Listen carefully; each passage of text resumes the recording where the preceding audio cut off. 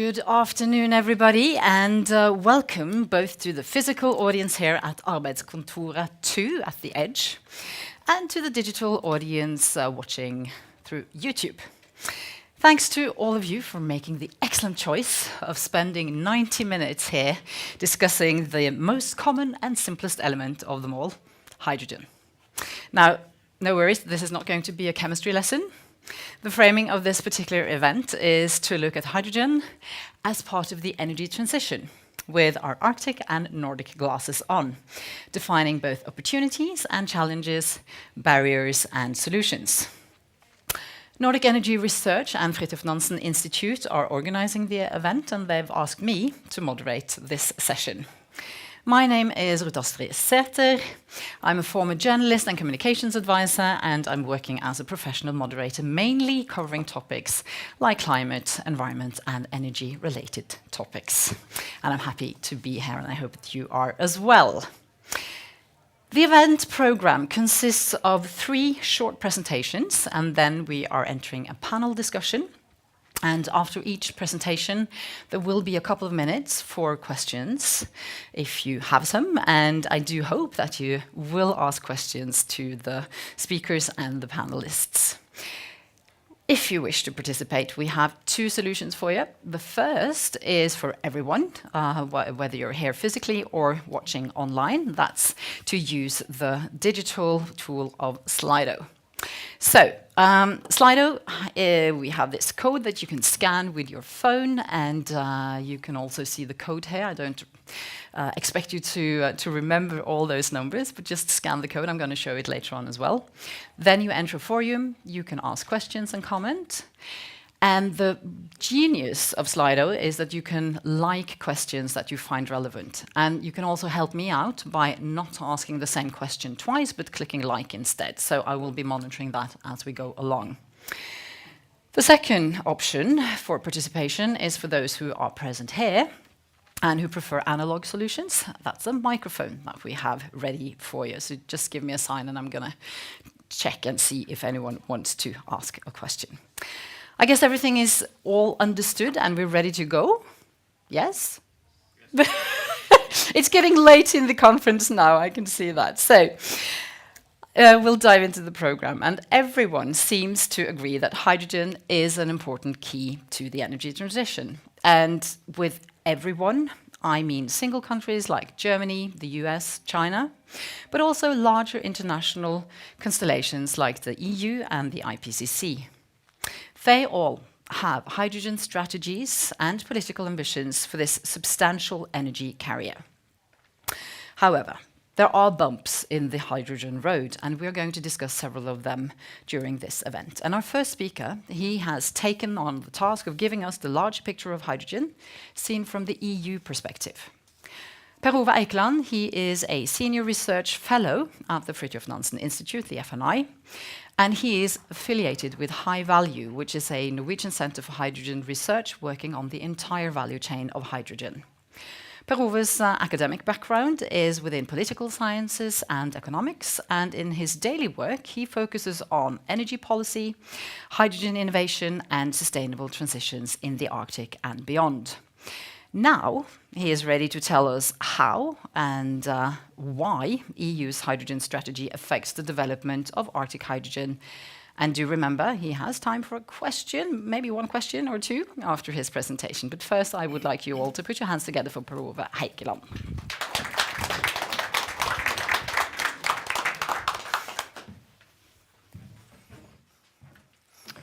Thank you, Ruth Astrid, for the introduction, and thanks for having me here.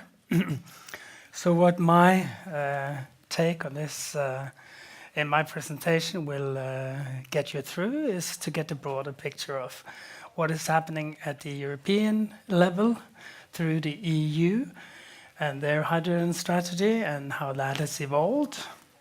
Let me first, a bit of, this is Fridtjof Nansen Institute in a winter picture. We're located just outside Oslo in the old home of Fridtjof Nansen. And we are associated with this consortium of 55 cooperating partners in a major hydrogen research center.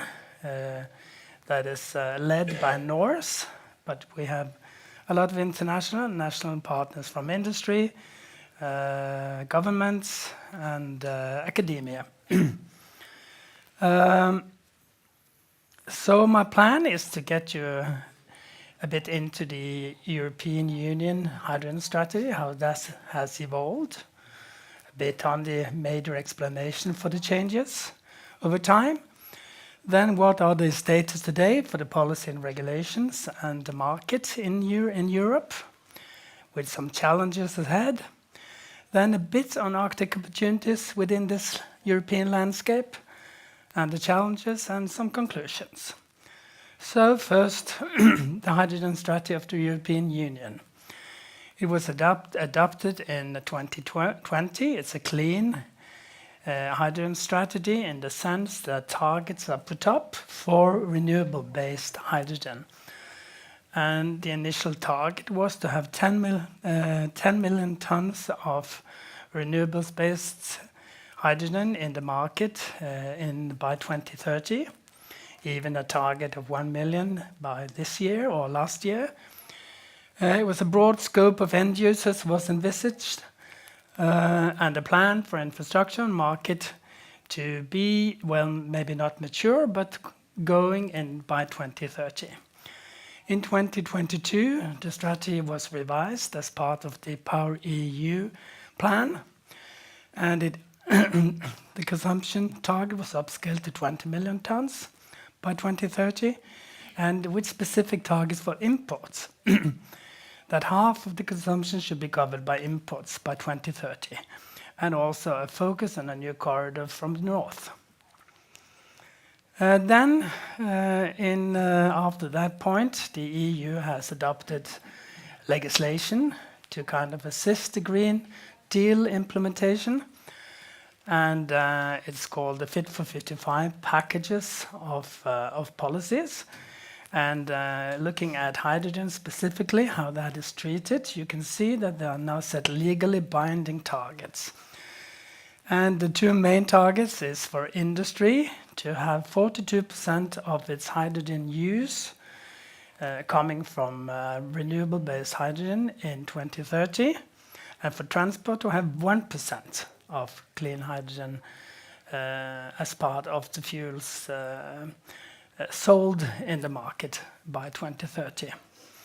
So what we see is, compared to the initial kind of high ambitious goals, it's now cooled a bit down, and the steering goals for the EU is to get, well, it depends how much hydrogen will be used in industry, but about 3 to 5 million tons of hydrogen is now kind of an estimate of what is needed by 2030 for these targets. So understanding the changes in ambition. Well, the Green Deal, the 55% cut in greenhouse gases, necessitates really deep decarbonization also for industry and all the hard-to-abate sectors that cannot easily do this by electrification. So there is really a need for hydrogen to have a role in the transition.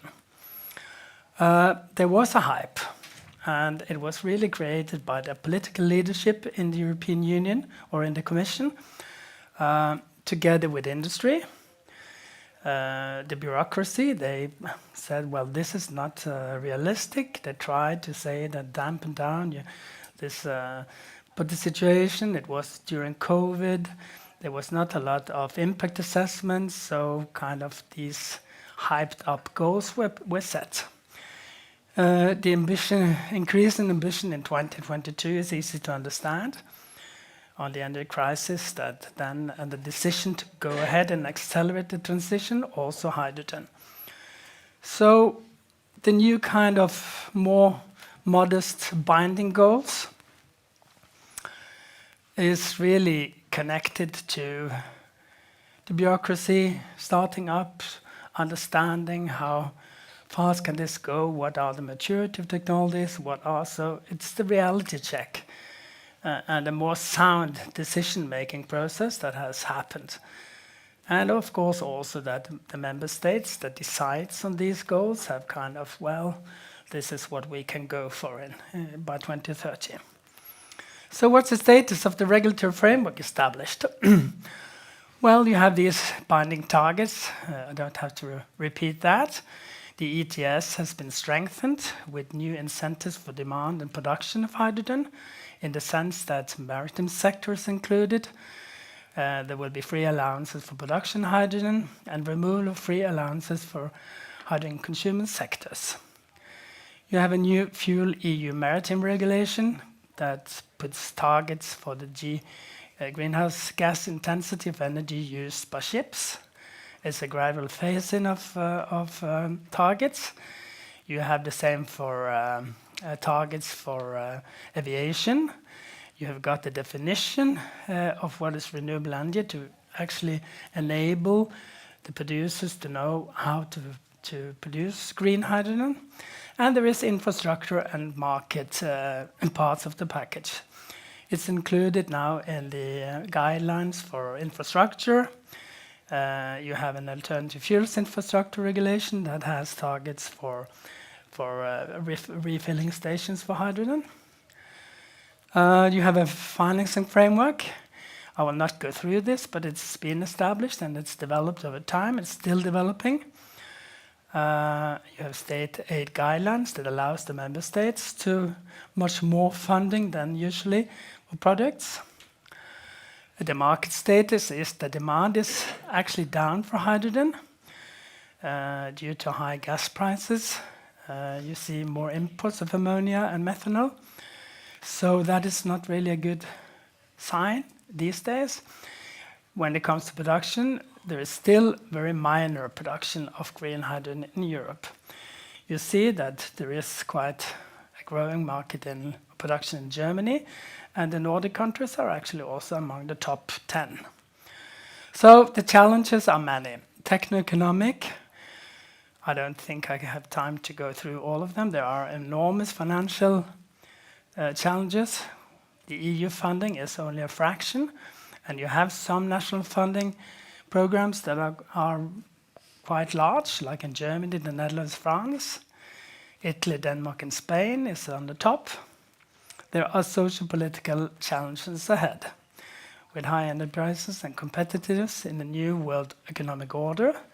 So it's always a question, will the transition be supported? Will this be kept politically as a goal? Short on Arctic opportunities. Well, first of all, the way green hydrogen is defined makes the opportunity very good for the Nordic countries with its clean electricity sources, and particularly in Norway and Sweden, where you can take electricity from the grid for production. I cannot go into the complexity of this, just state that this is really it's a very good opportunity for the Nordics and also for the Southern Europe with its solar power to kind of feed in and be a production hub. You can also see this, that Norway and Finland were among the winners in the first auctions of the European Hydrogen Bank for production. Challenges is, of course, now implementation of EU legislation, that the kind of European collective project is implemented. And we can relate that to what happened in Norway just an hour ago, that the government broke down because of disagreements on implementing EU energy legislation. Public funding to share risks is a major challenge. And of course, then the socio-political developments also in the Nordics. Will we go for national energy policies or more cooperative solutions? Is the willingness to support renewables and net zero industries, will that really materialize? Summing up, the strategy has went from very high ambitions to reality-checked steering targets. The regulatory framework is mostly in place. There are still some standardization, and there is a funding challenge. The targets will not be reached. But if the climate policy ambitions continue, then hydrogen will have a role in the system. There are strong opportunities for Arctic countries to take the lead in establishing markets for hydrogen and derivatives in Europe. So thanks for your attention. Thank you so much. I think we're going to allow ourselves one tiny question. Well, it's not tiny, and it's not tiny what you've been talking about either, because this is complex, right? Yeah, that's right. And if I understand it correctly, this is a market that needs some kind of public support to get started. That's right. Yeah, so without it, no market. But then once that support disappears, isn't there a risk that this market is going to crumble? Yes, and that is a part of the hype. You had the hype, and there is always a risk in hype, because this is a necessary solution, and the politicians need to have like the stamina to, okay, we will not reach the targets where it was hyped, that they don't lose kind of interest, because there is still need for support along the whole value chains to get this up and going. And we didn't really talk a lot about infrastructure here, but we will return to that, I guess. And for a Nordic solutions, I guess you also will have, and that will definitely need also government public support. Yeah, good thing that we have a nice panel that can discuss that Yes, later on. it is. And I understand you still have a lot of work to do with your research, because these are ongoing things. Yeah, this will be an 8-year project, and we have just started by focusing a lot on the EU. Now, in the next stage, we will look more into the various countries in Europe, and particularly, of course, the northern countries and the North Sea countries, and see how these initiatives, whether they progress or not, and try to understand and explain. Good luck with that, and thank you for trying to explain it to us. Thanks. Per Ove Eikland, thank you. Thanks. Now, one of Per Ove's conclusions was that Arctic countries could take the lead in establishing hydrogen markets in Europe. And a question then is, of course, whether the Arctic countries are actually ready to take that lead and that steering wheel. Now, our next speaker, he should know a thing or two about that, or at least when it comes to the maturity at a Nordic level. Ole Aune Ødegaard, he is a senior advisor at Nordic Energy Research, focusing on cross-border energy cooperation and innovation. And advancing sustainable energy solutions across the Nordic region is an important part of his daily work. Quite recently, a Nordic team of researchers and consultants performed an extensive mapping of all hydrogen projects in the Nordic countries. And Ole, he was one of the 2 project coordinators. He is therefore well placed to take on the task at hand today, which is to give us a short status of the hydrogen initiatives and the projects in the Nordic region. So I think I can rephrase my question, change it from Arctic to Nordics. Are the Nordics ready to take the lead in establishing hydrogen markets in Europe? Let's find out as we leave the podium to Ole Aune Ødegaard. Put your hands together. Thank you. And I'm so glad to be able to be here and speak about what the Nordic system looks like and what the status is for the Nordic countries in relation to hydrogen value chains. We talked, you mentioned it briefly, but Nordic Energy Research, we are the Nordic institution that focuses on energy research cooperation and research-based policy development. And of course, in line with the Per Ove's ambitious strategies, we have focused on both of these things for hydrogen. So in the last few years, we've actually invested a lot of resources and time into a few initiatives. For example, we've got our biggest Nordic research program, Nordic Hydrogen Values as Energy Hubs, where we found about 100 different partners in Nordics working on cooperation within energy research, where we also have a lot of industrial partners. But then we also have recently done this mapping of Nordic value chains. And I'd just like to say a bit about where we are as a region and what sort of came out of that mapping. First of all, we needed to figure out how do we map hydrogen value chains in the Nordics, because the EU has a system, each of the national countries have a system, and we need a system as well, because we need to figure out what's the basis in the Nordics and how can we cooperate without having the actual same definitions. So we came up with an H2 valley definition in the Nordics, which you can see in front of you here. And that is that it should cover a specific geography. It needs to cover at least 2 steps of the hydrogen value chain, which is production, distribution, or use. It needs at least 2 of them. And it needs to have a hydrogen production capacity exceeding 500 tons per annum. It also needs to have supply hydrogen to at least 2 different end users, and it also needs to have at least reached the feasibility phase. So those of you who are familiar with the EU system might recognize that there are a lot of similarities. And there are, and also what we saw, if we use the hydrogen value chain, H2 valley definition, there aren't that many projects in the Nordics that cover these. There are not that many. I think we're up in the 2 or 3s in Sweden and Finland and Norway, and none in places like Iceland. So we came up with an H2 hotspot definition, and that's that they are geographically in the Nordics, but they also fulfill criterion 1, no, at least 2 of the other criteria in the value chain. So in that way, we got a much larger picture of what we have. And I'd like to just say before I go further that this is a picture taken in time. So this is about May 2024, just so you all know it. But it might be updated next year, so then we might be able to see the development over time. But as you can see here, that's a picture of the online mapping, which you can enter. I've left it all on your seat, so you can check it out after this panel. What we see is that there is an enormous amount of activity in the Nordics. And here we have said, as you know, that it needs to have reached the feasibility stage. That means that there is a project consortium. That means that there are feasibility studies as a minimum. And we see that it's quite good coverage in all the Nordic countries. I think the only Nordic country that doesn't have a hydrogen project is the Faroe Islands. So it's looking quite good, and especially in the Arctic Nordic region. And of course, in line with the high ambitions, we can also see that we have about 8 megatons of capacity if we count all of the planned projects. I'll show you later how much is actually in production at the moment. And this is double the amount of what we actually need to be carbon neutral in the Nordics.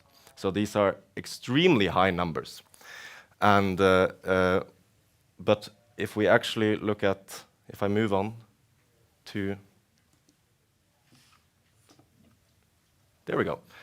But if we actually look at what's actually out there, we can see that it's a bit less than we were hoping to. It's about 0.2. So that's 0.2 of the 8 megatons of capacity is currently being produced and used. And we have another % that is financially viable or has an investment decision. That means that that's something that's going to happen. So in the next few years, we might be at 1.2 or 1.5. One of the things I would like to say is that obviously this sounds like a bit of a letdown because it's very low.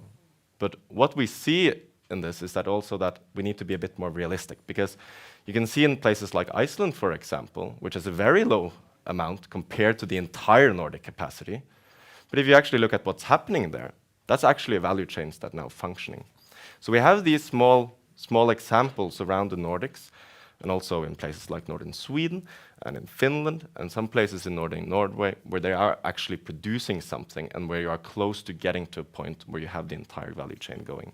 So it's not only bad, but we might need to lower a bit our expectations in terms of reaching our goals in the very near future. In the Arctic, and this is based on our mapping there, we obviously have a high level of renewable energy potential. This is also one of the main barriers that we've mapped, and I think all of you would have guessed that one. We have a lot of renewable energy potential, but it's still not enough is produced in order for us to actually move forward. This is a problem for the hydrogen industry. Of course, in places like Norway, have chances of blue hydrogen, so that could be a way of speeding up. But we also see the fact that we have a lot of industry. You see Carina is here from Luleå. They have a lot of industry where you need hydrogen. And last week I remember talking to someone from Luleå, and they said, well, actually, if we're going to reach our plans, we can't export any of our hydrogen because we need it all ourselves. So there is an actual demand in many of these industrial centers in the Nordics where we can actually start using these fuels. And of course, the maritime sector is one of the largest consumers, especially in the Arctic region. However, it's about 0.02 at the moment. But of course, we see that things like the fishing fleet, this could be an entry level maritime use. I think in 2023, the fishing fleet was about 33% within the maritime code of vessels.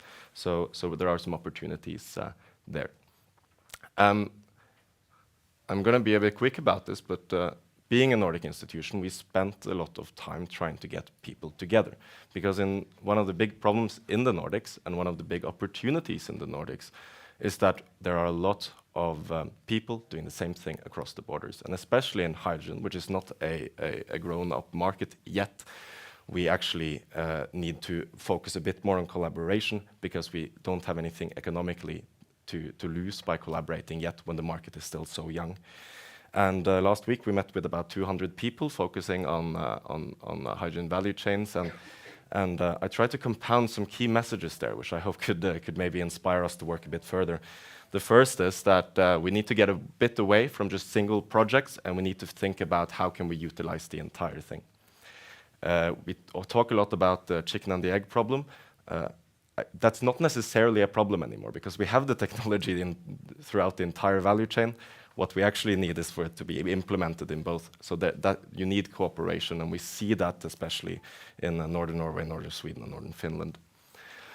The second is that with all of these high ambitions, it's very important for us to actually think long term. It's great to get a few billions for a project 1 year, but if we don't have a small amount of funding every year for the next 15 years, that's not going to create a good business environment. So we need to work on long-term framing so that we can get the market running in the next 15, 20 years. So that's really a key message to focus on less on big projects for a few years, but focus more on cooperating and getting some Nordic-wide frames that both researchers, but especially industry and business can work around. The second, and I think it's been on I've talked about it a bit already, but this regional cooperation, there's a lot of industrial cooperation already between the Nordic countries. There's still a lot to go. This is in things like infrastructure, it's in storage. We don't need to do everything within small areas, and you can see some examples of this, for example, between Finland and Estonia. They're building hydrogen pipelines. These are ways in order to scale up the industry. And the last one sounds very obvious, but and it's two-sided. The first is that even though many people feel like they know what the hydrogen rollout is about, that's not necessarily true. They might know what hydrogen is, but they don't have the knowledge about the entire value chain and what we need to make it happen. All they hear is the funding that we're spending on it. The second, and that goes over to the entire society, the second is that we need that municipalities, we need that regional actors, and we need that state governments and ministries also know what this is about on all levels. In municipalities, they might have to advise people on the hydrogen rollout, and they need to know about what we need, and many of them don't. So there's a big educational effort needed in order to make this a reality. And I think I'll leave it at that. But thank you for listening. And that's me. Thank you so much, Ole. You're double now, both there and here. We're running out of time. But do you expect a catch-up effect? Since, catch-up effect. Yeah, that, what did you say? 0.1 is in operation, and Two. 0.2. Oh, yeah, that's a 0.2. double, actually. Yeah. Yeah, that's true. And 1% is in planning. 1% is in planning. So Yeah. that means So, that there's so a when I'm financial- talking about the catch-up effect, is that once certain things are in place, it's easy for the others to just follow and do it by scale. That's very hard to say, but Okay. I think the opportunities are there that if you can get a small value chain running somewhere, and you can get that to be somewhat financially viable, then you can add other end users onto that value chain. So more decentralized. Yeah, I think just a bit more decentralized, but also to be a bit more realistic about what it's going to do. And we read about in the papers all the time that we have these big projects and they're cutting funding. Yep. Let's try to make something that's actually practically usable in the short term, and then we can add on that rather than rather than going forward with billions into investment in something that we don't know if people are actually going to use. So we need to think more in 2050 terms, and maybe a bit less in the funding a lot right now. Although of course that's also needed. Of course, we need it all. Thank you so much, and I can definitely recommend taking a look at the map. It's quite fun to zoom in and out of mapping projects, and I guess both you and Per-Ove will be available after the event. Absolutely. If anyone is curious. Thank you so much, Ole Audegård. Now, we're going to move from the scientific to the business perspective of hydrogen in the Arctic. Mats Kvist Fredriksen, he is the director of the Arctic Economic Council, an international and independent body promoting sustainable business development and collaboration across the Arctic nations. Mats, he sees a lot of potential in the hydrogen value chain in the Arctic in a long-term perspective, as Ole was rooting for. But what about the short term, Mats? Do we have the necessary resources and, not to say the will, to get this hydrogen train running? And if you have questions like me, you can just use Slido. But now I see your film is running, so you're gonna have a nice applaud on your way into that. Mats Kvist. Thank you, and I know this is probably the last session of 3 intense days for many of you. So I'm going to be speed talking, but I'm going to take you to northern Norway at the end and talk hydrogen. But I want to speak because we heard a lot about the Nordic, and I'm going to move up to the Arctic, and I'll move into one industry, and that is the shipping industry, because this is one of the areas where there will be a game changer for many people. So climate change happening at 3 times the global average in the Arctic. We know this. In Svalbard, it's 7 times, and that will affect shipping routes in the future. But there are other drivers than climate change, and these ships will hopefully be sailing on ammonia or e-methanol or something in the future. So what are some of the other? And I'll get into why this is related to hydrogen. So one, of course, there will be increasing trade. Will be 9.7 billion people on this planet in 2050, according to the UN. And what a surprise, they don't live in the Nordic region. They live down here. There will be more people living down here than there will be living in the Nordic region. The Arctic, home to 4 million people, 10% indigenous, we all know this. But these people down here will ask for a lot more energy. So, and they will also ask for products that will come from up here. So with the increasing temperatures, and as I mentioned, the climate change, this is moving very fast, then the ice will melt and there will be new transport routes. So we know that there's going to be a lot of people. They're not going to be in the Arctic, but they will probably be transporting stuff from the Arctic. And then, of course, there's the increasing tension and debates, geopolitics. One example of all of this is also how politics and new changing shipping routes will change everything. So this map, because my background is in history, this map is before the Panama Canal and the Suez Canal, how ships are moving. And when they build the new canals, suddenly ships are moving new ways. So we know that ships will move a new way, and they will probably move around up here in the Nordic, in the high Nordic. So, but what would these ships? So this was just setting the scene for we know there will be a lot more shipping in the Arctic. So what would they ship? Number one, seafood. This is the second largest export from Norway, is 95% of export from Greenland, is one of the largest exports from Iceland. So we know seafood is going to be shipped. This is protein. We know we need to phase out eating a lot of cow meat and so on. So this is going to be the next protein for all of these people living further south. So this is one thing we're going to put on these, hopefully, green ships in the future. Number two, raw materials. We talked about this in the previous session, if any of you were here, but raw materials is going to be a game changer. And just one example, up here in Nunavut, this is Greenland, Nuuk is down here. This is the line you see here is the amount of bulk carrier traffic in 2014 before the mine opens. Suddenly, we open a mine, and this is how traffic looks like now. So this is what will mean from having a mine and not having a mine is a lot more traffic. And now we're getting into the energy. So in the Arctic region, before we have hydrogen, 200 years ago, we used to use whale oil to lit up the street lamps of Berlin and London. And later it became oil and gas is also changing shipping. So what you see here is the orange lines here are the gas tankers, And let's go 2014. No, sorry, not the orange lines, the blue lines. So 2024, there's a lot more shipping of gas. And this again shows that there is just a lot more activity going on in the Arctic region. The Arctic region, that is also home to a lot of renewables. Wind turbines is very big in some parts. Geothermal, obviously Iceland. Hydro is very, very big in Norway, as everyone knows, and most of the Nordic region. Solar is even being used more and more in the Arctic part of Canada. So we know we're going to have renewables across the region that can produce a lot of fuels for these ships that will sail on these new routes. Of course, there are some barriers. So one barrier is infrastructure. So we already talked about this, that we need to think about the infrastructure. So one thing is, okay, we have the raw materials and we have the buyer, but we need to set up the whole network. I'll get back into this in a second. Number two is investments. So we need a lot more investments. Coming up north, we have a challenge of economy of scale. We are not that many people, so sometimes it's just better to build an apartment house in Paris than in Tromsø. So we need that economy of scale. So that's where the public investment comes in, that we heard before, to kind of de-risk some of this. And then there's people. So people, I mean, the reason for doing all this economic development is really to benefit the people. But right now, what we have right now is we have a trend across the Arctic region, and especially in the Nordics, of people leaving the region.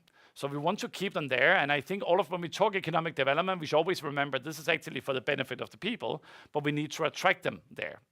So now, in the last 2 minutes, and I'm way ahead of time, I will move to northern Norway, which is one of the cases on your map, and I will take you to a small vision of a small community, a big vision of a small community. So this is Berlevåg. Berlevåg is located in northern Norway. And after the Second World War, so in 1945, the Germans left Berlevåg up in Finnmark. And the Soviet Union came in, and the only thing that was left standing was the church. And in Oslo, they said, you know, just leave the city, you know, you don't need it anymore. But the locals refused. So the locals were rebuilding this city after the Second World War, and suddenly there were more and more houses coming here. And there was a fishing town. It used to be a fishing communities. So there's a very nice port. You can go and visit it today. So the city was growing and growing and growing in size. There were more houses. And then something happened is that people started to leave because fishing became industrial. So now they didn't need the small fishing vessels anymore. Instead, it would be very, very big boats coming there doing all the production. So people starting to leave the city, and today there is 900 people living in Berlevåg. Actually, probably closer to 700, but for tax purposes, there are 900 people registered to live in Berlevåg. So they said, what do we have that no one can take away from us? What is it that we have up here on this flat land in beautiful Finnmark? And they said, we have a lot of wind. So no one can steal the wind from us. So they built wind turbines, this wind farm. And now everyone has cheap renewable energy. They have a really nice swimming pool there as well that is also heated renewable energy. And the wind turned out to be the most efficient wind power in all of Europe. It is wind blowing 50% of the time at a perfect rate and a perfect speed, which is good. So they installed more wind turbines. So now everyone is driving electric vehicles. You can charge your Tesla there. The problem is they have power for 22,000 houses as it is right now. And no one ever expected little Berlevåg in Finnmark to be an energy exporter. So the grid is simply not ready to export all of this. So now we are stuck, we are locked in with a lot of electricity that is renewable made. So in the village, they applied for a grant from Horizon 2020. So they got a grant to say, okay, how can we export this? And they realized if we build a hydrogen plant, and they got money to test if this works remotely, can we actually build a hydrogen plant that they can fuel ammonia power ships that we concluded in the beginning? There will be more shipping in the Arctic. Can we fuel these ships in the future? And even better, not only fueling them, can we use the waste energy that we have to have on-land fish farms, for example, so we can get back to our roots of the fishing? And can we use the waste from the fish farm to have vertical farming, so suddenly we can produce our own food and get food security? And why do they want to do all of this? Because they hope people will return. So this is really, really my conclusion about this hydrogen and thinking it holistically and looking at the big picture. It's about people, it's about export, and it's about communities. So I'll just leave you with this one without explaining too much. So we have the Arctic innovation equation. We have natural advantages, wind, we have technology, get the smart people of Berlevåg, and then we get value and competitiveness. So for me, this is really the game changer for hydrogen in Arctic. Thank you.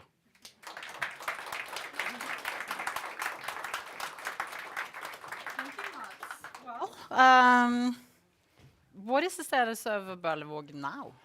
Yeah, it's struggling like every other project, and I think they still have. There's two things. One is driven by local champions.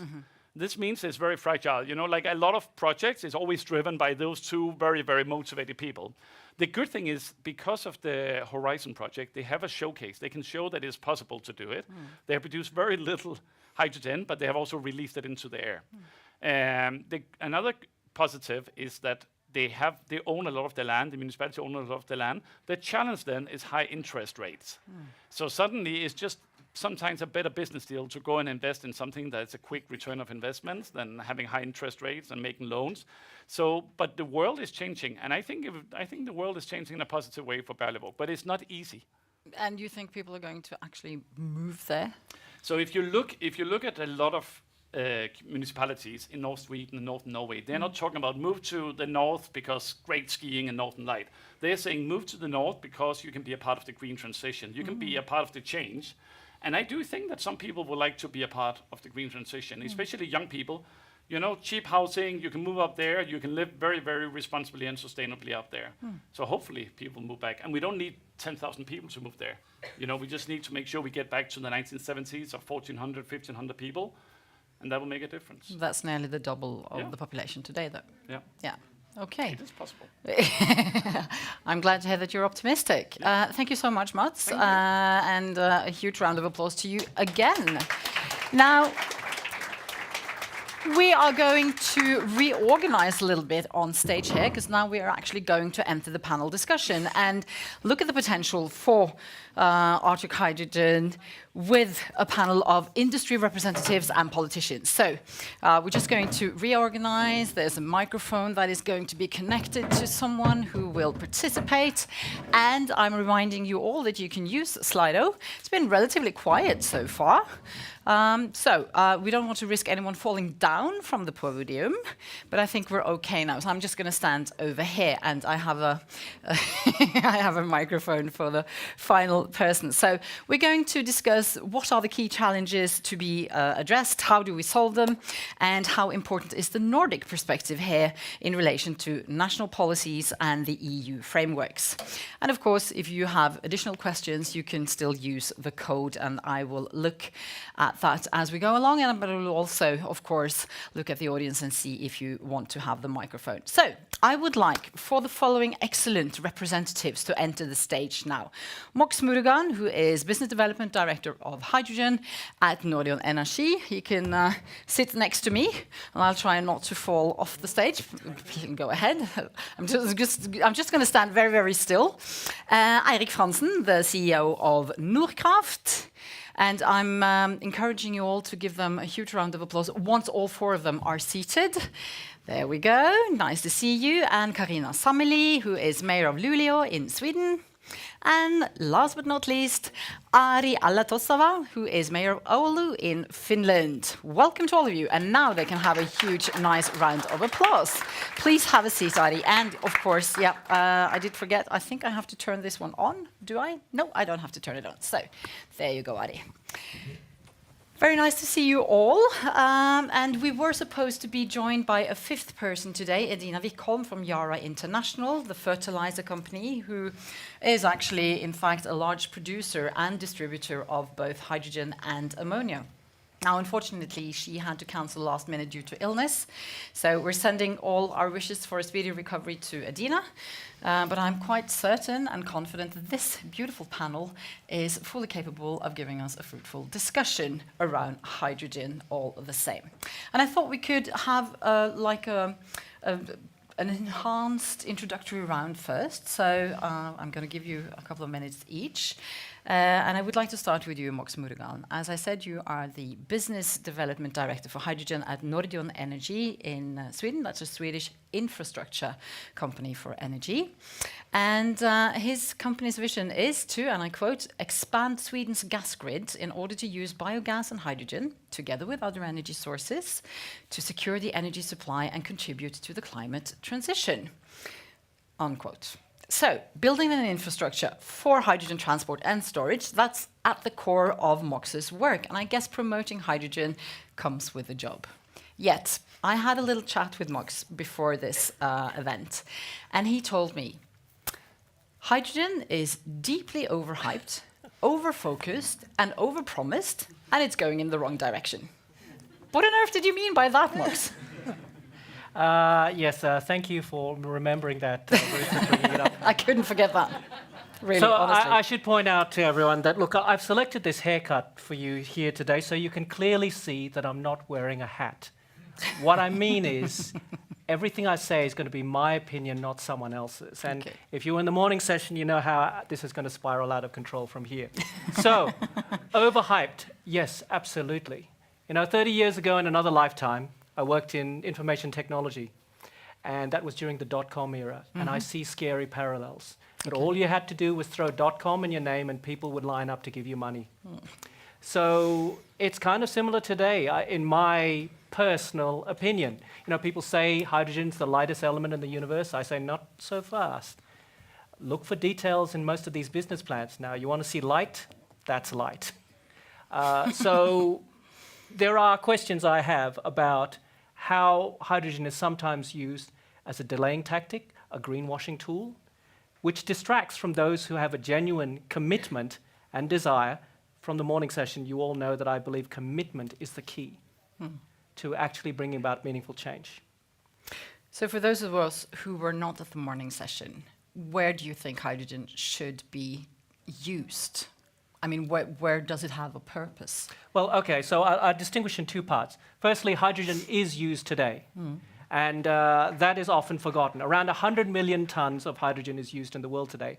This is done largely through natural gas, steam methane reforming. Now, this 100 million tons of production creates around 900 million, almost 1 billion tons of emissions. So that is a serious problem. So step one, clean that up. Now, not so simple. Oh, we've got to clean that up. No, because what is the hydrogen used for? It's used for two things primarily. One is, the panelist who's not here, ammonia production for the fertilizers that feed the world. The second use is in refineries, and here's where I'm going to get controversial.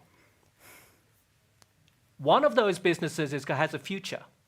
I'll let you decide which one that is. So, right now, should we put money and funds into creating green hydrogen for, okay, I have to say it now, for refining fuels? Or is there a risk that you actually end up prolonging fossil fuels because you go to the petrol pump and you're really concerned about the climate, but lo and behold, they're offering low-emission petrol or diesel. Someone's using green hydrogen, I can feel good about my purchase. Now, there's a lot of vested interests that want to see that continue. Car industry, a lot, and this is what I talk about. It's easy to use hydrogen as a greenwashing tool. But over in northern Sweden, where I come from, we've discovered new uses for hydrogen. And that is, for example, in the steel industry. Biggest change in 1,000 years. Think back to when the last time there was a major innovation in steelmaking. It is now. We can use hydrogen to produce low-emission steel. And that's what we're using. So if you ask me, I'd say, it's not for me to say, use it here, don't use it there. No, industry will decide. But for God's sake, let's use it where it makes a difference. Thank you so far, and I'm pretty certain the others would like to comment, but as I said initially, this is an introductory round, so we're going to continue that round, but just hang on to that thought. And the next one in this round is someone who represents one of the cornerstones of the energy transition, the producers themselves of renewable energy. So Eirik Hansen, he is the CEO of Nordkraft. That is a Narvik-based renewable energy company specializing in environmentally friendly power production and distribution. His company has existed since 1910, so congratulations with the 115 years anniversary this year. And your motto is, or the vision is, to create, and I quote, a bright future in the north, literally speaking. And the energy sources that Nordkraft are using are mainly wind and hydro power. Now, when I spoke with Eirik earlier, he said that hydrogen should not be part of the solution in regions with abundant access to renewable energy. Now, what did you mean by that? To follow up this hype, someone means that hydrogen is important as a part of the power system. And if you try to use it in the power system, it's two different ways to do it. It's transportation or distribution or as a battery. And if you look at the power system in Norway or the Nordics, or especially in the north, we have a lot of green electricity, and we have surplus, so we are exporting electricity. And if you go from electricity to electricity by hydrogen, you lose is approximately 50%. So not very efficient. Exactly. So direct use of electricity is much better than going to hydrogen. So it will never be a part of our power system, but it could be a part of some, from raw material to global products. So I like the green steel idea. That's one of the main things. So we're looking for the good application, not a part of the power system. And I listened to a panel that you were part of this morning, talking about the need for local industry construction. Yes. So that's another part of it, making it short-traveled. Yes, and that's another discussion, because when we try to produce renewable, the cost is nature. And if you shall looking for, call it license to operate, you need some local acceptance. So I believe that decentralized units where we have local production and local application is some part of the future. And of course, then you can produce hydrogen as one part of it, or ammonia, or whatever. And do you see that as a business opportunity for the Nordic region? Yeah, absolutely, because we have a big surplus. But the market is still not there. So we have tried. We have a company together with Aker where we try big scale hydrogen or ammonia in the Narvik region. But I would say the European market is still not especially mature for this. Not yet, No. at least.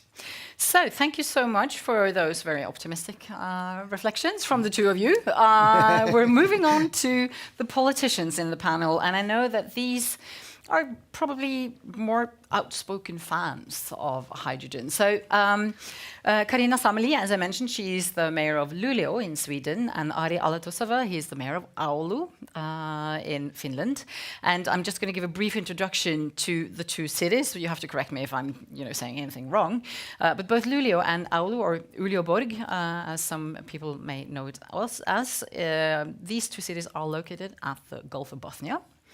Luleå is often referred to as a key region for hydrogen innovation and industrial transformation, whereas Oulu is known for being a major high-tech center and for its commitment to innovation and sustainability. Now, both municipalities are highlighted, you might have seen it on the map that Ole showed, as hydrogen hotspots in the Nordic hydrogen map from Nordic Energy Research.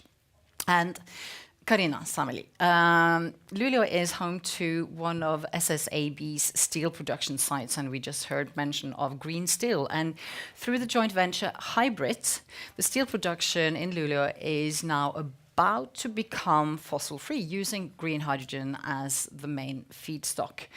And I know that the pilot plant is already in operation, and if all goes as planned, 7% of Sweden's total CO2 emissions will be removed as part of the process in revolutionizing steel production from this one site only, which is quite remarkable. And I guess it's fair to say that you are a fan of hydrogen, but I know that you also share some of the concerns that have been briefly mentioned so far, particularly on the regulatory side. So what do you see as the major regulatory obstacles for hydrogen? Well, first of all, I agree upon the the worry about what we should have the hydrogen about, and it's definitely been a hype. In our region, we are starting with the demand, actually. Someone needs it to stop using fossil fuels. And if you can't go into electricity, you need something else. And it's mostly better to use the electricity, but if you can't, then you need green hydrogen or green ammonia or something else in your production. And that's what's happening with the steel industry. But it's also what the fertilizer industry is looking at. And this is happening in our city right now. As you said, we have the pilot on the Hybrit already up and running, trying. We have a small storage in the mountain there of the hydrogen. And right now, the plans are to make full-scale hydrogen, but also to move it from one place where you have the electricity and to another place where you should need it in industrial use. Because as of now, it's not used, it's just stored.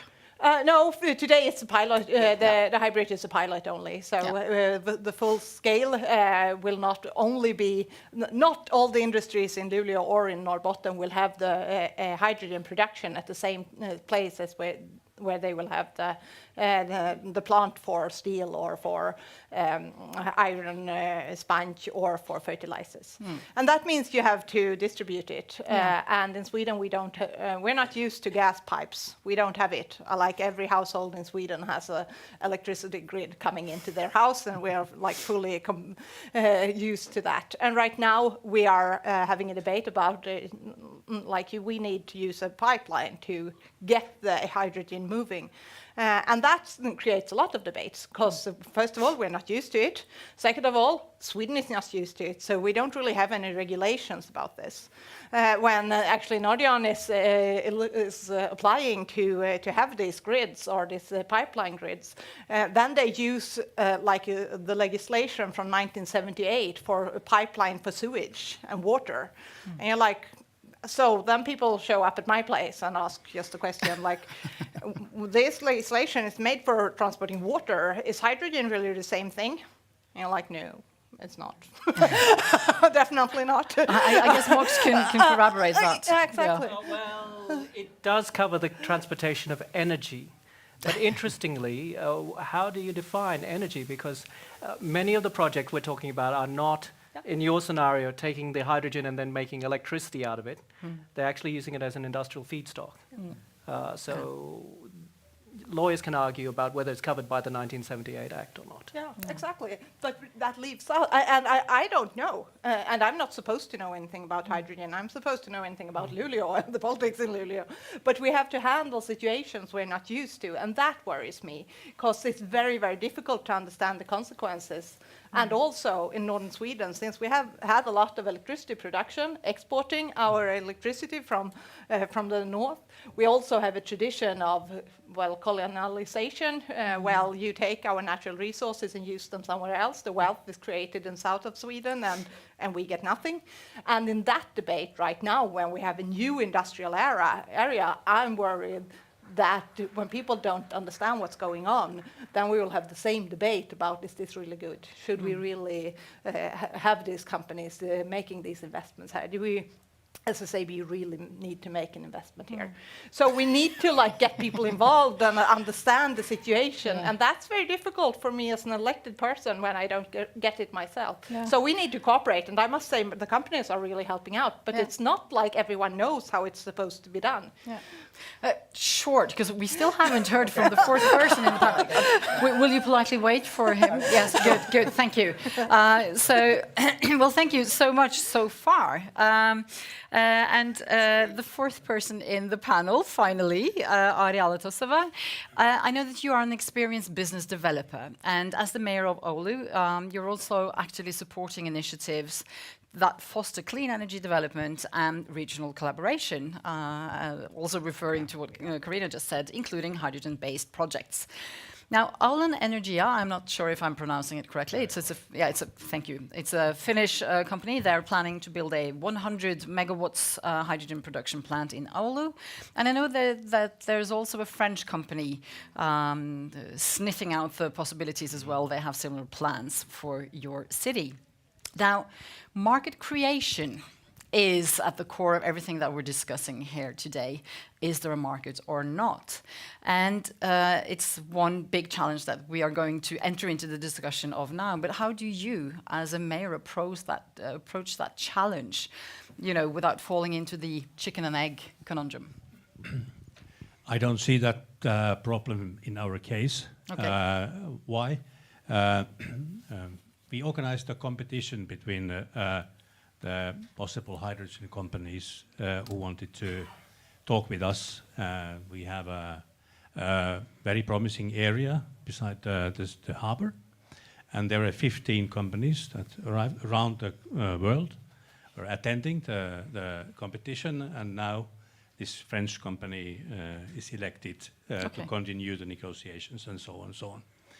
So it is not, I would say that it is not our problem to think that is it a chicken or egg? Is it the business has that problem?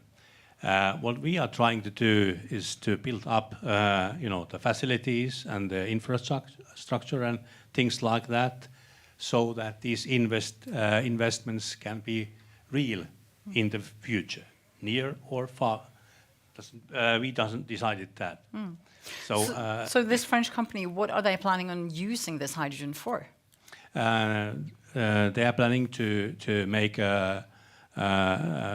synthetic fuel for that. And if we look at the situation in Finland overall, is that during the couple of recent years, the production of clean, green energy has been equal to the consumption. So, and that's happened during the last decades or two. So I see that we are in a position that, as you mentioned, that we need now those investments, because the electricity is a raw material. It's a raw material for something. And if we think of the value chain, and if we look at the perspective of the city, because what is our final goal is to get new jobs, because when jobs are created, people get their salaries, they pay taxes, so we collect the income taxes, so we provide new services and so on and so on. So if you want to, keep the engine going, you need new jobs, and this is a new way, this is a new way to create that one. But how can you be sure that these new jobs that are created linked to hydrogen production, for instance, are the stable, long-term jobs that your society needs? When this is an area without a functioning market. I have to ask for the businessman, are those jobs, how stable they are? Yeah, so let the businesses reply, because now I noticed that both of you wanted to comment on Karina's. Do you remember what you wanted to? If you, the investment is one thing, but if you measure the number of employees per megawatt, it's quite few in producing hydrogen. So green steel is much more valuable in such a extent. I just wanted to say that I apologize for the difficult conversations you have to have. And so people think that, oh, Nordics, what a disadvantage. Not true. It is better that we have discussion than no debate at all. And that's the problem with some areas I look at that have pipelines. See, what they do is they say, we're burning something today, what can we burn in the future without guilt? And that's a simplistic thing that doesn't look on the points that you said, that quite often the answer is stop burning. If you need energy or electricity, use the electricity. Yes. But instead, they don't have the debate, so you have the absurd situation. I've been to labs in Europe where they're testing how can dear old grandmother cook at home with hydrogen. Now, hydrogen burns at a much higher temperature than natural gas. Its flame is nearly invisible. So these labs are working hard to add color and an odor to hydrogen because it's also odorless. Why? They need to, because if you leave this on, dear old Gran doesn't know the stove is burning or the stove is on, the house fills with hydrogen. I think you can see where that would go. It's relatively explosive, yeah? Not just that, just because the flame is higher, everyone in that country would need to buy new pots and pans. Do you know how much metal would be required to replace every pot and pan in every house to a higher temperature metal that could withstand take the heat of hydrogen? Is that efficient? Why not just go to electricity? Yes, I totally agree. Yeah, of course you do. I mean, you produce electricity. So why shouldn't you? Yes.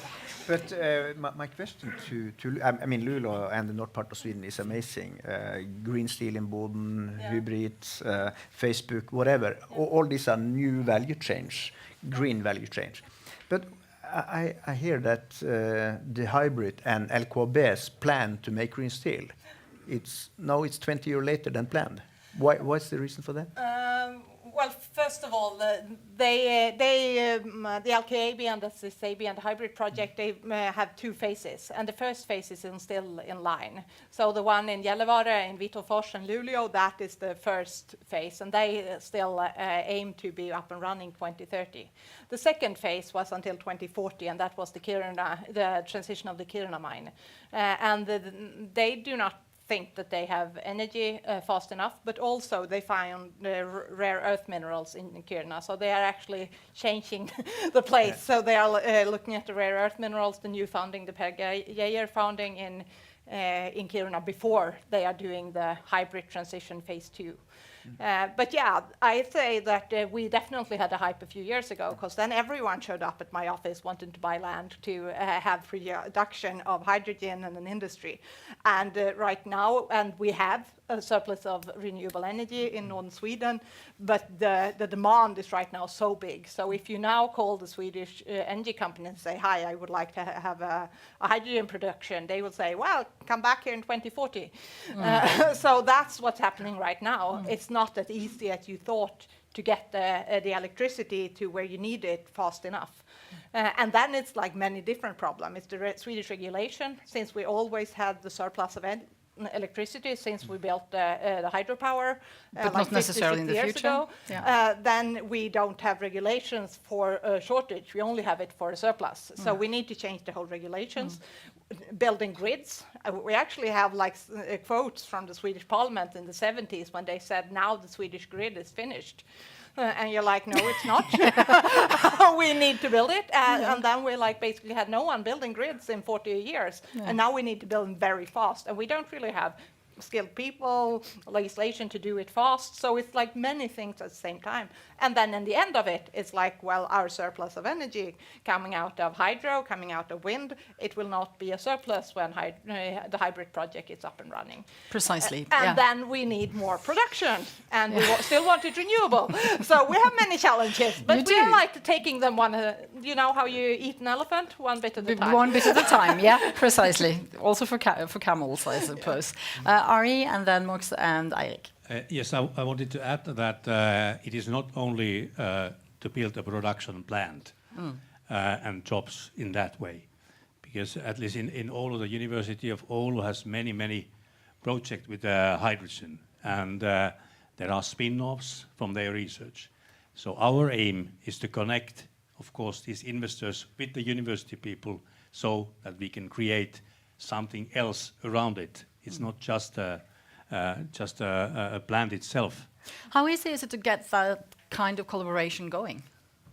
Are people, positive to collaborating with these big companies or what? Yeah, between the people? Researchers, the universities, and the corporations. Yeah, it's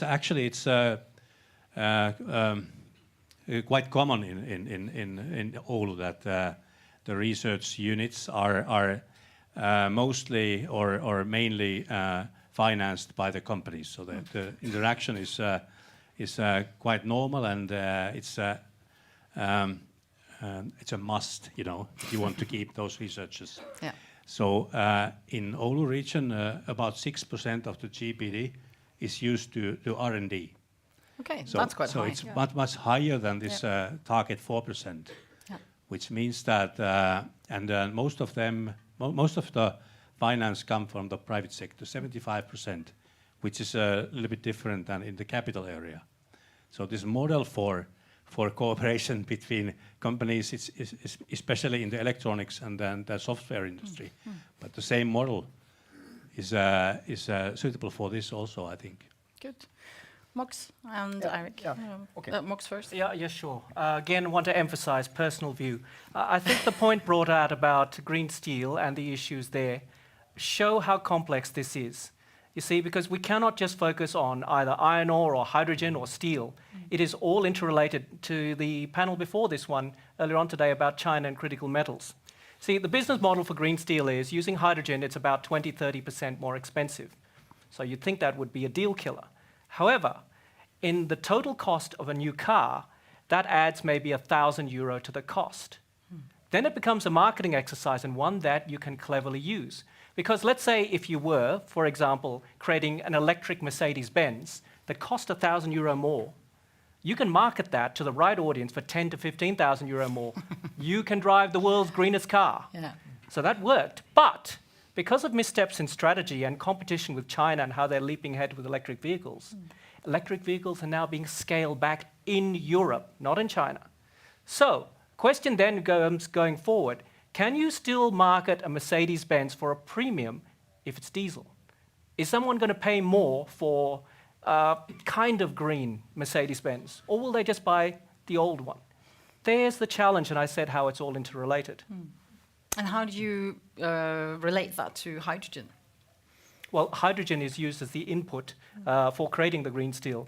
So that's going to, European auto industry's health is a factor in future hydrogen demand. Initially, we're supposed to kickstart a lot of it. But again, here showing how there's too much national interest at stake.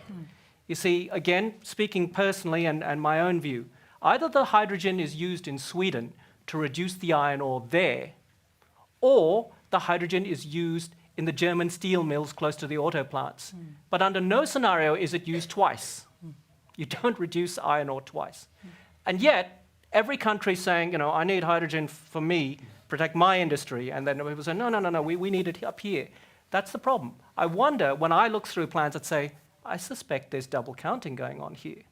Now, this is important for infrastructure developers because we do not, once you have a pipe in the ground, you cannot say, sure, where's all the volume we expected? We need to be sure. And there's a question from the audience to you specifically, Mox. If hydrogen is to be used mainly for hard-to-abate sectors, will infrastructure be mainly local/regional? What about integrated European infrastructure? I will confine my comments mostly to Sweden. I think that northern Sweden, as we've all pointed out, has advantages. We can produce the lowest cost green hydrogen in the world. That is simply because we have such an abundance of renewable electricity. I'd also point out we are also the least water-stressed region of the world because remember, this green hydrogen is produced from the electrolysis of water. Now, I've had this debate endlessly with people who favor Middle East projects. They say, but desalination is so cheap. And I'd say, yes, but what about the residue? What do you do with the highly concentrated salt residue? We tend to dump it in the Red Sea. So, you see, fixation on one aspect ignores the rest. Yeah. My view is, if we're going to go through this pain, let's dream big. Not just for an emissions-free future. How about one more democratic? One where we don't have to take our energy and hold our nose and say, I don't see any human rights abuses. Let's not go through that again. I hope for a better future for my son, not one where he has to morally, pretend not to see every time he turns the lights on. Well, that is the $10 million question. So, yeah. More boring, but still, the steel production globally is approximately the same as airplanes. The footprint for carbon is 8% globally. And I guess that most of the steel production in Europe is sourced from north part of Sweden. And today they have a problem with not enough renewable energy, but we have it in the north part of Norway. Second, most of the iron from Sweden going to Europe through Narvik because we have no ice at the harbor. So this could be a cross-border business idea. Let's produce green steel in Narvik instead of Kiruna because we have the surplus and the cheap energy. So, or do it where the energy are and start tomorrow. Or yesterday even. Yes, yes. And I would like to add to that, looking at the Nordic level, is it possible to build hydrogen business models that take into account the different resource abundances that we have in the different parts of this region. So, for instance, storage facilities in Norway, it could be, production in Sweden, end users in Finland, for instance. If this is something, and I can see that you're all nodding, I think Ari is nodding as well. You are, yes, you would like to do this. And if so, how are you doing that? With, for instance, the local power that you have, the influences that you could have, and is this something that should go side by side with national policies? Is it possible? Or is this something that requires a huger regional Nordic collaboration? And what are you specifically doing concretely to facilitate this? That's a big question, I know. Give it a try? Yep. Well, first of all, Sweden is a small country and we're dependent on export, and that means that we need to be connected to the world. But together with the rest of the Nordic countries, we are the 11th or 12th largest economy of the world. Exactly, but we need to cooperate. At the same time, as I said earlier, we have a history of our natural resources, our energy leaving the area, and the value is created somewhere else. Yeah. So my balance is to make sure that enough of the value stays in our region. Yeah. Otherwise, it won't be worth it for the ones who need their new mine or the new windmill or a new pipeline in their yard or something like that. So that's like the challenge. And I mean, when I go to my municipality board and says that someone wants to build hydrogen here to pipe it to Germany, they are like, don't sell the land, because that's not something that we think is good enough for us. So we want, as I said, we like the green steel because it stays here. But as I started, the challenge is that I know that Luleå is not big enough. We can't like lock in our economy. So we have How to do you like get people on board and to see the bigger picture? As Max was well, we're talking trying to about? talk a lot about what's going on. We actually opened an exhibition in one of the city malls in Luleå just last week to make sure that people understand what is going on and why it is going on and why it's going on in just northern Sweden and Luleå, because it will affect people, and the acceptance of the one who are actually hiring me and can fire me in 1.5 years, it's important. So that is one of the challenges. But I definitely think that we need to be connected. I definitely think that a part of, you said I was a positive of hydrogen. I think we will see the connected pipeline, we have the connected grid, but we also need better connection on the electricity grid. And we are already using our railway, our harbors, our mines together in the area. So we need to continue with that. But we also need to make sure that people affected have a value, no matter if they're in Kiruna, Narvik, or in Oulu. I would like to add a question to that. How do we, from the audience, how do we plan to expand green hydrogen/ammonia in the north, which means expanding renewable energy when we already struggle with land use disputes? Because that is also part of it, nature-wise. Mox?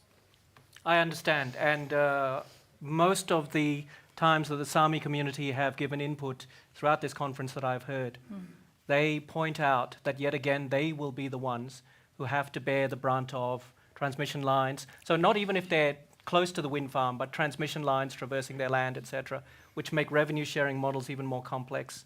I hear that. My own personal view, again, as I said, we need to move offshore, which I know is also controversial because there's, so we hear, military reasons, etc. But that is the chance, because it's not just my personal view, it's the way the technology is growing. The turbines that are being produced are becoming increasingly large, 200 to 300 meters tall. Social acceptance will become extremely hard when you start building such massive structures, because that's how the turbines are being manufactured. The answer is we need to think about moving offshore, because we don't have time to get everyone on board, nor am I advocating that we forcibly make the same people sacrifice yet again. We will not achieve our goals. But this is also a cost question. Yes. On many levels. Ari? Yes, I totally agree with that. That in a larger scale, the sea areas are practically the one where the companies could enlarge the activities. But just to the previous question, there is a saying that keep your eye on the ball. Well, if the ball is moving, it's a little bit harder. But what is the target here? So if you have something to offer, or if you don't have anything to offer, it's a different how to cooperate with the Nordic countries. So what is our region and our companies to offer to the Nordic collaboration? What do you see as the target? I believe that if there is a, how would I say, natural binding to something else, the companies will do the cooperation. It's not a problem. I see that. But what is the target in the city of Oulu, city of Luleå? What is our, how would I say, duty, or what is our task in this? So what do you see as your task? One big question is infrastructure, of course. And these plants need a huge amount of land. Let's say 5 to 10 square kilometers, or as Google now bought 14 square kilometers land in the Oulu region to build up new data centers. That's massive. That's a huge. Yeah. That's one thing. And also water, sewage, electricity grid, and things like that. That's our role in this game. Also the talents, the people. Of course, nothing will happen without talented people, and that's why the regions and cities here should be attractive. We just heard the case of the Perlevåg. For example, in Oulu last 2 years, the population increase was 5,000, and about 3,000 of them were some kind of experts from abroad who wanted to come to Oulu to work with the companies and so on. So that constitutes about 5%. 5,000. Yeah, 5% of the population. At the moment, the people from the abroad, those who don't speak Finnish and Swedish, the population of them are about 6-7% of the whole population. So we are a little bit different than Perlevåg, for example. Yeah, you have different numbers, that's for sure. So Mox and Karina and Eirik. Go ahead. Yes, agree entirely about us needing to focus on the target and the goal. But here's the thing that it's not a fair task. People often say to me, you need to score a goal. You need to become cost competitive with natural gas, so as that we can avoid this global warming effect. I'd say, when are we going to get serious about the true cost of natural gas? You see, because we're asked to score a goal, achieve this price, and the goal keeps moving all the time, and we have to somehow score a goal. And then if I eventually do that, I come back and say, so it's 1-1 now? No, because the other team, they get to kick goals endlessly. The score's actually 50 billion to 1, because they get to release 50 billion tons of emissions, which is causing the problem that I'm supposed to score with my one goal. When are we going to get serious about the price of that? That's how you bridge the cost, rather than say, get your price down.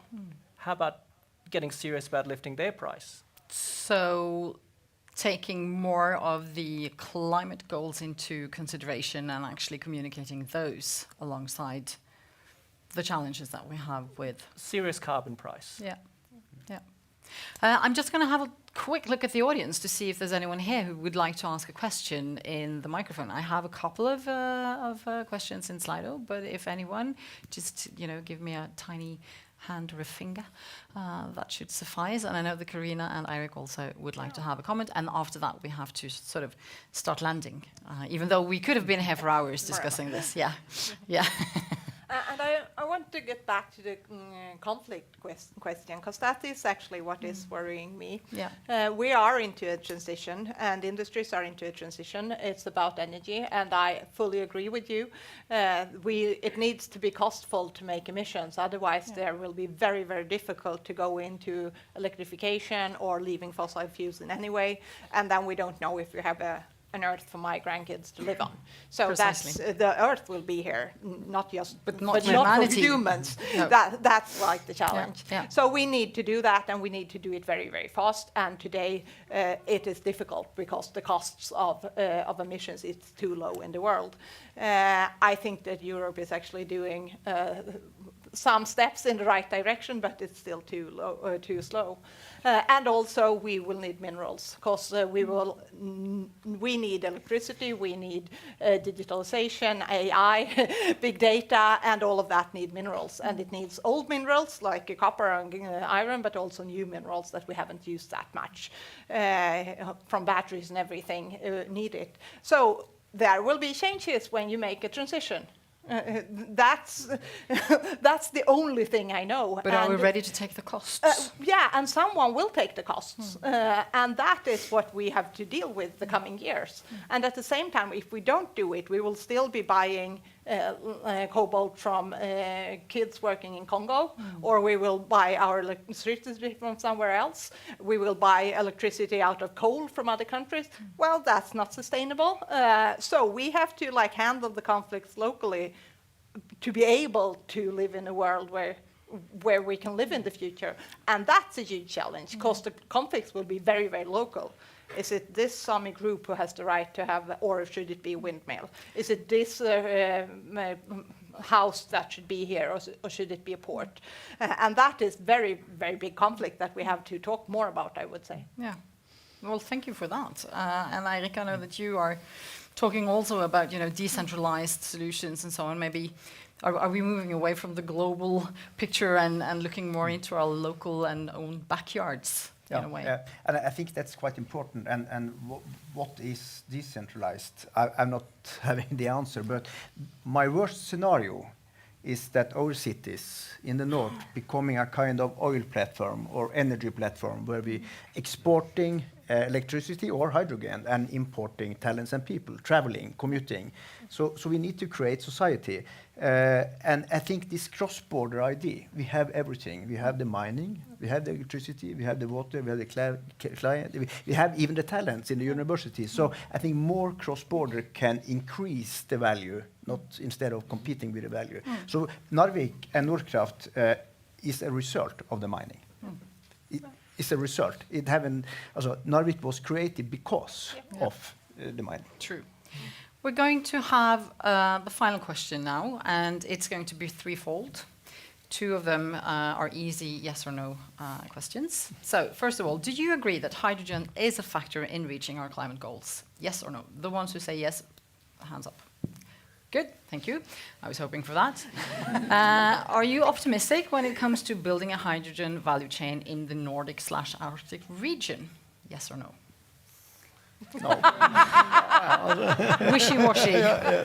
Okay. Mayors are always positive. That's our job, actually. Mayors are always positive, especially in election years.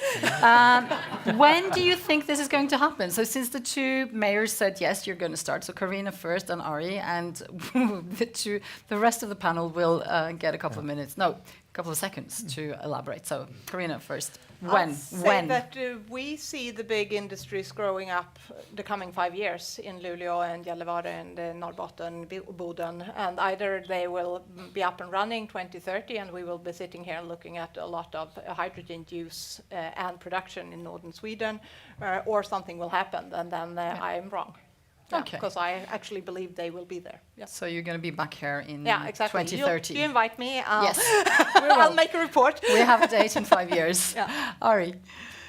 Well, if the fossil fuel society has been built for 150 years, and we are now trying to move this to something else, it will take time. But I think that this first, maybe bigger investments we'll see during the next 10 years.